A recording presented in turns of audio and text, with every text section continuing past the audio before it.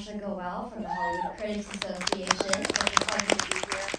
Thank you all for joining us tonight. I know it's a Friday night. It's late. You want to go home, so we are going to keep this short. No, you're good? Oh, okay. I was giving a different note, so I just want to make this fun for you. Of course, it's an honor to be here with two of our guests tonight. Let me bring them out right away. Writer-director S.S. Rajamouli.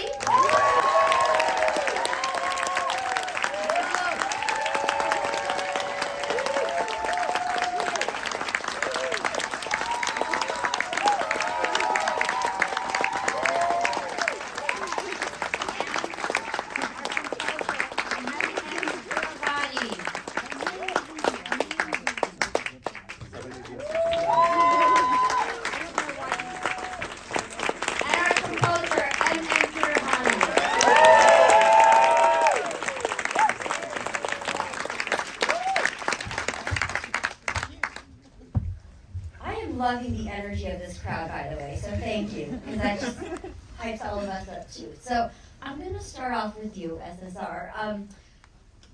There's so many scenes that stand out, of course, in this film, but one of the pivotal scenes that I can probably attest to from everyone is the scene with the animals coming out, and it's such an intense scene. Can you talk about the logistics of how you planned that scene out?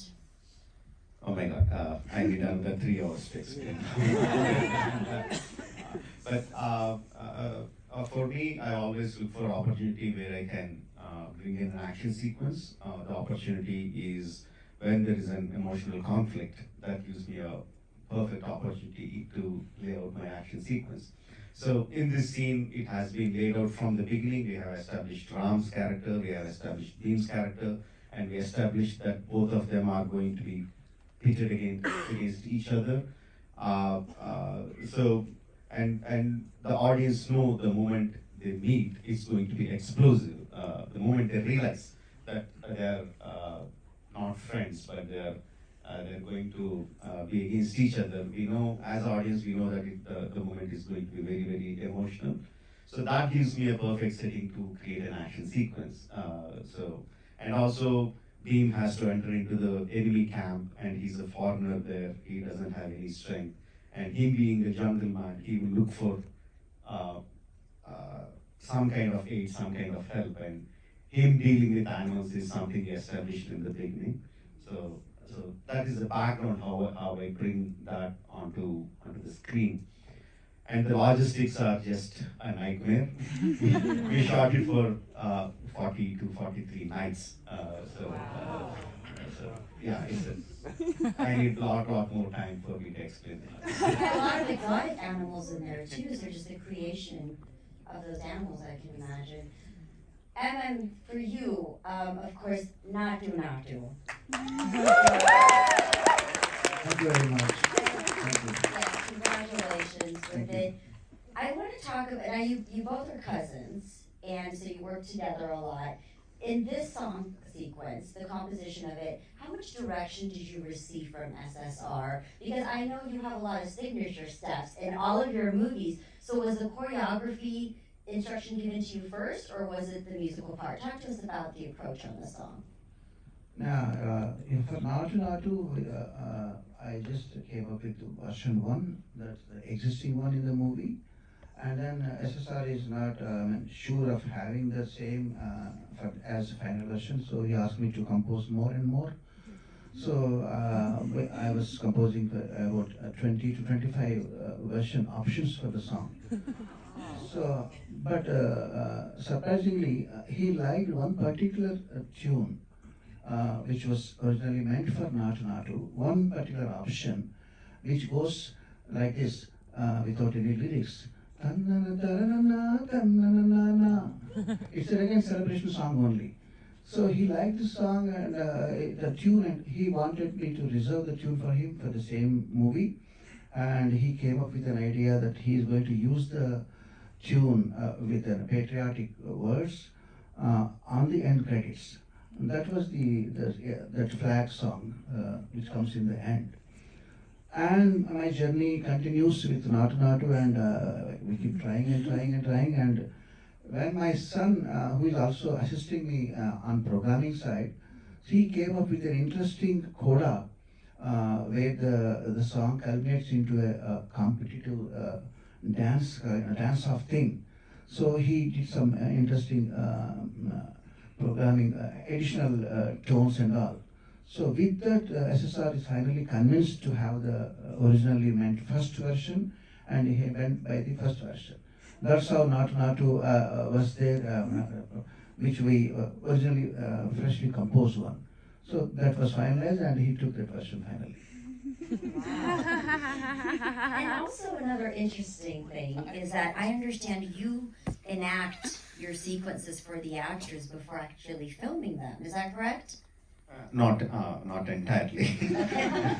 uh, I mean, I like to have fun with wires, so in the guise of testing it for the actors, I just sometimes put on the suit and fly. It's just having fun. I don't try out everything. Oh, you don't? Okay, so I was gonna ask you, is that part of your process, or is it just for certain sequences? Yeah, sometimes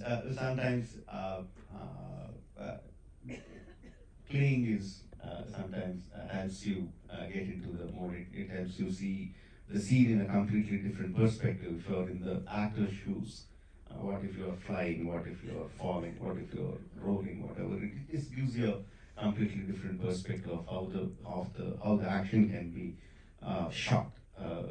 So I do that not to safeguard the actor's interests. Nothing of that sort. And no dabbling in acting maybe after that? Not at all.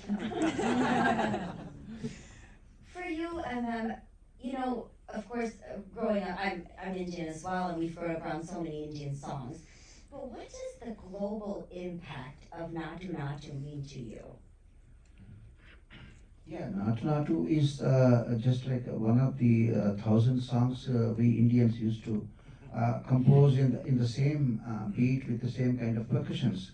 But what made difference with Natu Natu is thanks to our choreographer, Mr. Prem Rachit. So he came up with a very innovative hook steps and for Natu Natu. So I think he should be credited majorly for making this song so viral around the world. So that particular step, it's a provoking step that everybody wants to try just at least once, but not me. So you're not going to demonstrate for us tonight? Probably you must have watched me a few times when Natu Natu is being announced as the winner, and trying to go all the way up the days and just compose myself to receive the award. You see, it requires a lot of stamina. I cannot imagine not even in my wildest dreams. Well, and speaking of wildest dreams, if Natu Natu wins at the Oscars this year for Best Original Song, this will be the first time a Telugu language song will be winning at the Oscars or even be recognized on such a global platform. So, congratulations. Thank you very much. Thank you so much. I would love to open it up to our audience. Does anyone have questions out here in the audience that you would like to ask? Yes. That's me? Okay. Yes. Hi, Rash. Namaskaram. This is truly an honor to even be in your presence.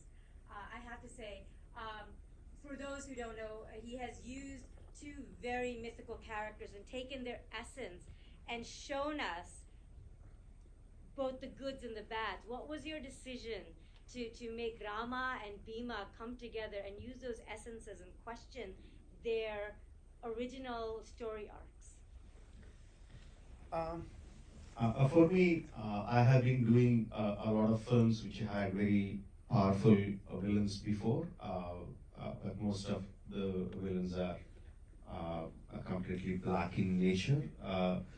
So, as creators, we know when it is when the villain and hero are completely black and white or evil and good. The conflict is not so beautiful, and we all know that a conflict between good person and a good person gives rise to much more beautiful drama. I wanted to do that for a long time.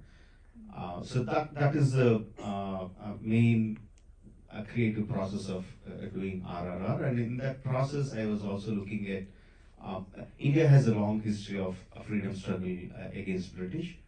India was under the British rule for 90 years, and in that process, there are many leaders who fought for the freedom of the people, laying down their lives. And I chose two of the people, Allur Sitaramaraju and Komram Bhim, who are from my part of the country, who fought against their oppressors for the freedom of their people. And interestingly, they came from around the same time. They were born around the same time. They went out of their homes around the same time, and we don't know what happened to them for a period of 2-3 years. I thought, okay, this is a beautiful time that I can take out of their lives, because no one knows what happened then. I can bring them together, weave a story of friendship, betrayal, coming together, and fighting for a single cause. I thought there was a beautiful story there. And so that's how RRR was born. In my country, I think almost every child grows up on the epics Ramayana and Mahabharata, and we know the characters Rama and Bhima. And here, the names of these characters are Sitaram Raju and Komram Bhim. So it so happened, it's a coincidence that there is a reference in mythology as well as in history. So I just use the references from the epics as well to enhance the dramatics of the film. Thank you, Keeravani. Anyone else have a question they want to ask? Yes. Yes. I'd love to know how many background you used on your big days without plates. And I also wanted to know how you captured such an expressive cast. And did you do a lot of takes, or were you a 2-take kind of director?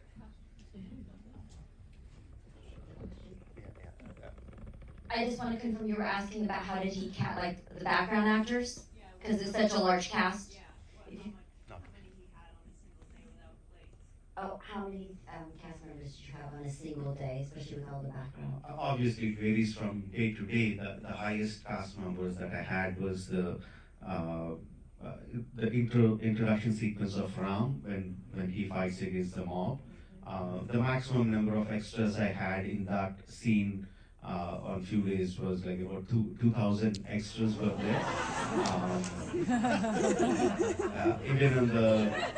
Even during the interval, we had sometimes 1,600 to 1,800 extras on few of the nights. That's the maximum number of people we had, but by now we had a lot of experience in how to deal with large numbers, because my previous films, Bahubali 1 and Bahubali 2, had even bigger numbers. We dealt with even bigger numbers, so that's not a big thing for us. We knew how to deal with those people.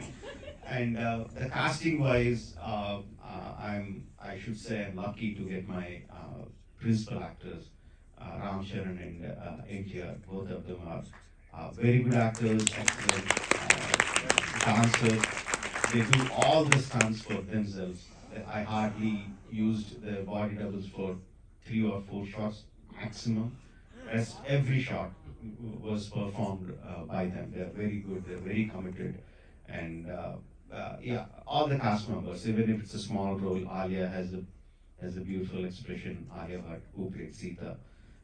Likewise, all the cast were fantastic in their performances. I think in all my films, I have done 12 films so far. I think the best performances I had is from RRR. Did you have the 2 actors in mind when you wrote the script? Absolutely, yes. I think there was a question here, yes. Yes. Can you talk about the post-production, how long it took you, you have special effects, and how you put everything together? I mean, because it seems like a very complicated to keep the storyline and to keep everything like exciting and full of energy and good vibrations, and have this reaction from the audiences who now have the opportunity to see it on the big screen. The way we operate, at least I operate, is slightly different. I shoot for a very long time. RRR was shot for 320 days. And as I'm shooting, the post-production starts.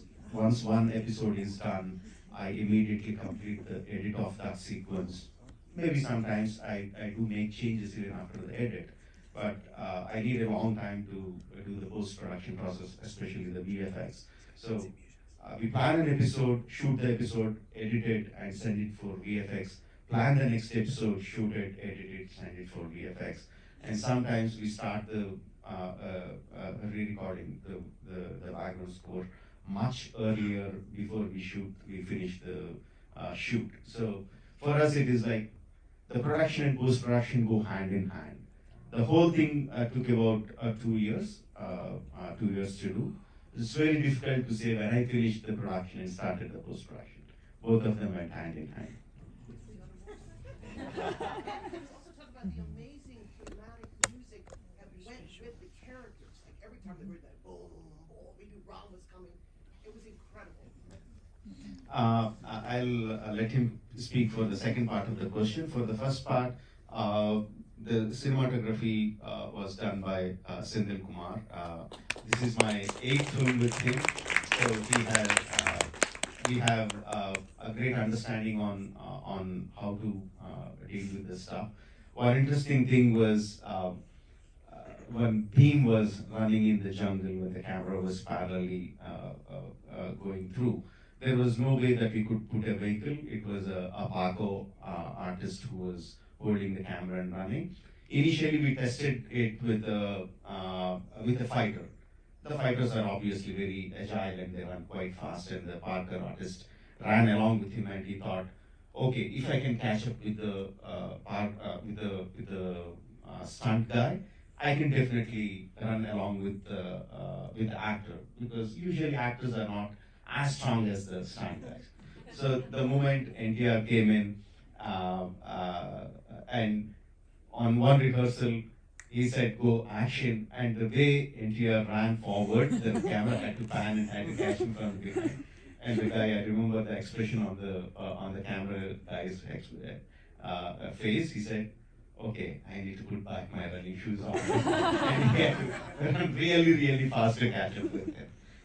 We had some fantastic camera operators to catch all this stuff, whether it's Beam in the jungle or following Ram and Lachu in the chase sequences. We had some beautiful camera operators who did their job.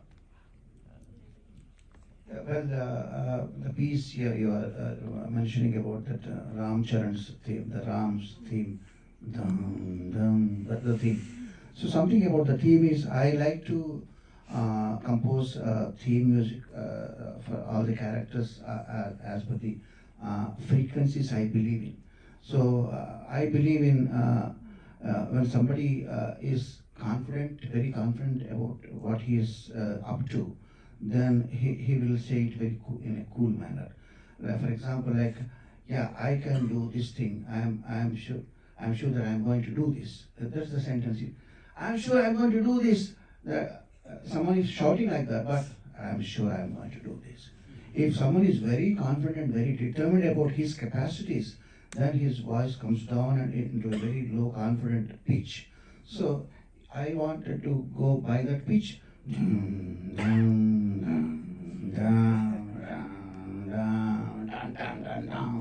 So that was the theme for Ram Charan's most of the scenes he is portrayed.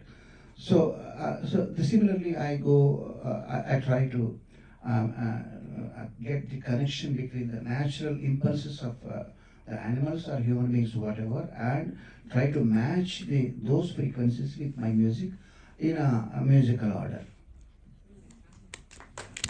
Thank you. Yes, question in the back there. Thank you for bringing this movie to all of us. It's just such an honor. It's just such a cool thing to see this. Can I have you speak up just a little bit louder? So my question is actually, there's so many different aspects of Indian culture and even Telugu Loni, like in the differences in the Telugu language that you're presenting. What kind of helped you put together all these elements in such a cohesive way and bring everything together in the story? See, every storyteller is very greedy. He likes his story to be heard by more number of people. He likes the story to be heard by people across the races and cultures. But to do that, uh, I feel the more rooted you are in your culture, the story will travel wider. That is something that I believe in. So going into nuances of different practices or languages, everything is a part of it, is to enhance the flavor of my own culture into the story. Everything stems from that idea. To reach out wider, you have to go deeper into your own culture. Thank you for that. We have time for one last question. I'm gonna give it to you. Could you go back to like your personal planning, with the cinematographer and your discussions and how you mapped out, because you're shooting sequence by sequence and then you're editing right after, right? And then it goes bye-bye to VFX. I mean, this is, kind of a different way of working than, shooting it all at once and then going into post and then, so I just think that for you, you're kind of turning it on its head, which we love, but we're so interested in that process. And I was wondering if you could speak a little more to us about that, because it's so foreign of a process to how one typically shoots a film. Yeah, there are obviously certain disadvantages also in the way that I'm doing it, because sometimes we edit it long before the final edit is done, and we send it for VFX, and there are going to be some deletions or additions to that particular sequence, which is loss of money, loss of resources, that's energy that's been put into that particular sequence. But there is, in comparison, waiting for the entire film to over in the way that we are doing shooting for 320 days, then doing the post-production, the losses are even more. So we take that into account, and we are prepared for a little bit of loss and go forward with it. But the first part of your question is more important, because how clear are we in the story that we want to tell? So once it is done, I have a detailed narration to my HODs. In this case, like you were saying with my DOP, I won't be talking about how I am going to shoot that particular sequence. I tell the story to him just like my audience, as if he's an audience. And I try to tell him the kind of emotion that I want to portray in that particular scene or to the character or that episode. So I want him to understand not the visual that I have in my mind, but I want him to understand the emotion that I want to convey. And once that comes across, we have a lot of discussion on whether the emotion is coming across or not how I'm going to picturize it. So once I'm clear that he got my idea, I have to trust him to do the job. We have done 8 films together. There's a reason why we did 8 films together. All my HODs, all my films, he's a music director.